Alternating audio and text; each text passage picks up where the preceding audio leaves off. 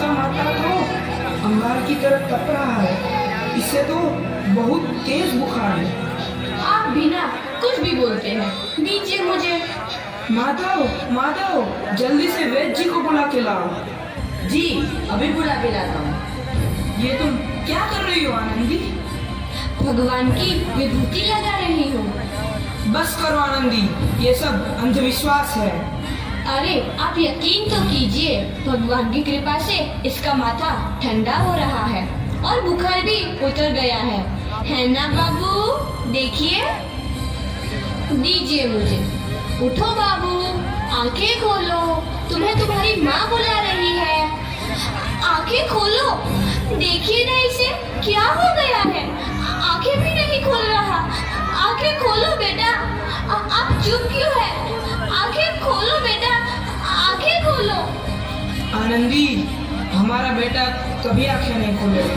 नहीं छीन सकता। पागल मत बनो आनंदी। माधव, माधव,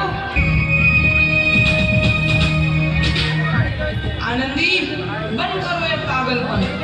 भगवान ने मेरा बच्चा छीन लिया। भगवान ने नहीं, तुम्हारी अशिक्षा और अंधविश्वास ने तुम्हारा बच्चा छीना है। अगर तुम पढ़ी लिखी होती तो आज हमारा शिशु जीवित होता। तुम अनपढ़ थी आनंदी, अनपढ़। नहीं, अब मैं अनपढ़ नहीं रहूंगी, नहीं रहूंगी मैं अनपढ़। मैं पढ़ूंगी ताकि कल किसी और आनंदी को इलाज के अभाव में अपना बच्चा ना खोना पड़े। परिणाम आ गया है, तुमने पूरे कॉलेज में प्रथम स्थान अर्जित किया है। आनंदी, तुम्हारी मेहनत रंग लाई है, तुम्हें शिक्षा वृत्ति मिली है। ये लो तुम्हारे अमेरिका जाने की टिकट। मुझे शिक्षा वृत्ति मिल गई, मैं अमेरिका जा रही हूँ। पर ये सब मैं अकेले कैसे कर पाऊंगी? दी, अपने आप को इतना कमजोर क्यों समझ रही हो? फिर इतना पढ़ने लिखने का क्या फायदा? तुम अभी गवार की। गवार नहीं हूँ मैं अब गवार।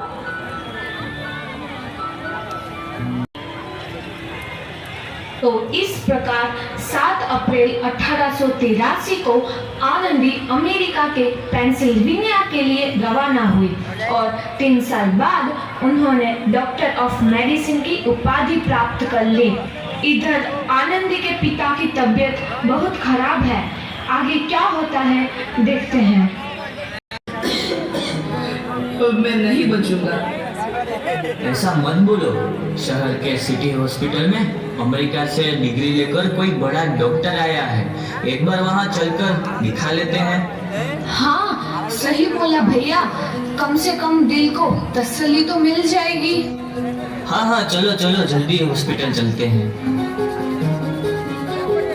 मरीज की हालत तो बहुत ही खराब है। कोई चमत्कार ही इसे बचा सकता है। ऐसा मत बोलो भाई, डॉक्टर साहब कब तक आ जाएंगे?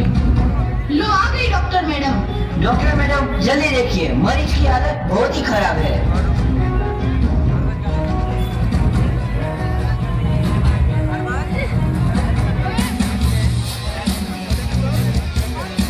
अब आप बिल्कुल ठीक हैं। मौत के मुंह से आपको बचाया है डॉक्टर मैडम ने। डॉक्टर साहब ने मुझे बचा लिया। मुझे मिलना है डॉक्टर साहब से। डॉक्टर साहब नहीं, डॉक्टर मैडम बोलो। डॉक्टर मैडम, उन्होंने ही तुम्हें जीवन दान दिया है। लो आ गई डॉक्टर मैडम, मिल लो उनसे। डॉक्टर मैडम, आपका बहुत बहुत धन्यवाद। आपने मेरी जान बचाई। इसके बदले में मैं गरीब भला आपको क्या दे सकता हूँ? वचन चाहिए मुझे कि कभी ये नहीं कहोगे कि लड़कियाँ कुछ नहीं कर सकती। वचन? ये कैसा वचन? अरे श्यामलाल, तुमने पहचाना नहीं? तुम्हारी बेटी आनंदी। आनंदी? मेरी बेटी आनंदी डॉक्टर?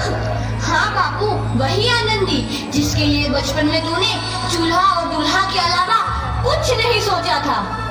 आनंदी, आनंदी मेरी बेटी, मुझे माफ कर दे। मैं तेरा गुनहगार हूँ बेटी।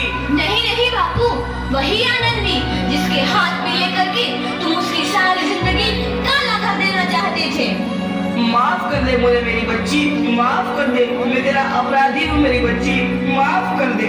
नहीं बापू, मैंने तो तेरा एहसान चुकाया है।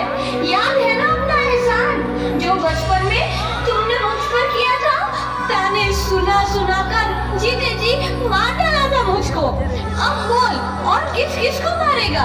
आनंदी बेटी मुझे माफ कर दे मेरी बच्ची, मैं तेरा गुनहगार हूँ। बाबू आपने ही तो बोला था किताबें सिर्फ बेटों के हाथ में अच्छी लगती है, बेटियों के हाथ में तो सिर्फ मेहंदी। बेटों और बेटियों में फर्क करना तो आंखों में फर्क करने समान है। एक का पढ़ना और दूसरे का ना पढ़ना सामाजिक अधिकार है बाबू, सामाजिक अधिकार। उपकार मांगता हूँ मैं तुझ जैसी बेटी का, जिसने सारी उम्र मुझसे कुछ ना मांगा।